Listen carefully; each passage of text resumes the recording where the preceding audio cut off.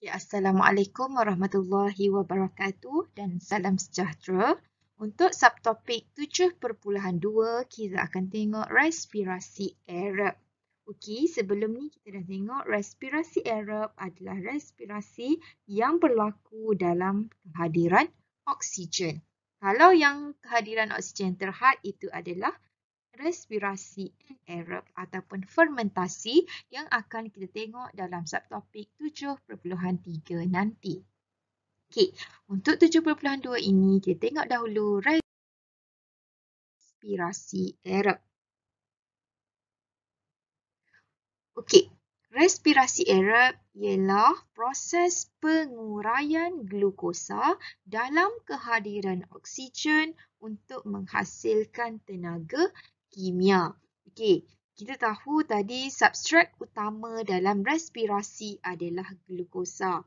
Jadi respirasi aerob ini adalah proses nak uraikan glukosa dalam kehadiran oksigen yang mencukupi untuk menghasilkan tenaga.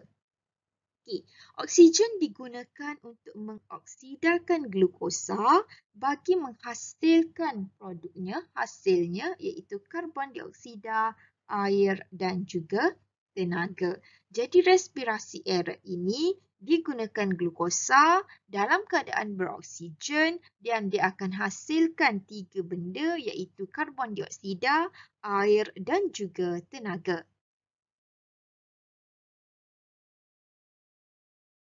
Okey, proses respirasi aerob ini bermula dengan proses glikolisis. Okey, respirasi aerob, proses yang pertamanya adalah glikolisis, di mana glikolisis bermaksud penguraian glukosa oleh enzim. So, proses ini berlaku dalam sitoplasma. Satu molekul glukosa diuraikan menjadi 2 molekul pyruvate. Okay? Satu glukosa hasilkan 2 molekul pyruvate. Okay? Ini glukosa, ini pyruvate. Okay. Glikolisis, proses glikolisis menukarkan glukosa kepada pyruvate. Satu glukosa hasilkan 2 molekul pyruvate. Okey. Di mana glikolisis ini berlaku di dalam sitoplasma. Okey, pengoksidaan pyruvate pula akan hasilkan karbon dioksida, air dan juga tenaga. Okey. Dan pengoksidaan pyruvate ini berlaku dalam mitokondrion. Okay, peringkat seterusnya berlaku dalam mitokondrion. Pyruvate yang terhasil dalam proses glikolisis dioksidakan melalui satu siri tindak balas untuk menghasilkan karbon dioksida, air dan tenaga yang cikgu terangkan tadi lah. Okay. So, dalam respirasi aerob, proses pertamanya adalah glikolisis. Ingat, glikolisis berlaku dalam sitoplasma. Yang kedua adalah pengoksidaan pyruvate. Pengoksidaan pyruvate berlaku dalam mitokondrion. Okay. Sebahagian besar tenaga digunakan untuk menghasilkan ATP, molekul adenosina triphosphate, ATP. Okay. Molekul ATP terhasil apabila kumpulan fosfat tak organik ADP ditambahkan ke ADP. Okay, ADP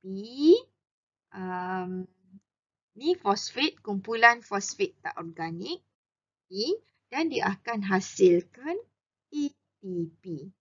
Okay. So, dalam respirasi aerob ini, molekul ATP akan terhasil. Okay. So, macam mana nak hasilkan molekul ATP ini adalah daripada molekul ADP, kumpulan fosfat ditambahkan kepada molekul ADP. Maksudnya ADP dengan fosfat akan hasilkan ATP. So, molekul ATP ini dia mempunyai ikatan fosfat yang lemah kan, sebab dia ada ADP, lepas tu ada ikatan fosfat. Fosfat. So ini hasilkan ATP. So ATP ini dia ada ikatan fosfat yang lemah di situ. Okay.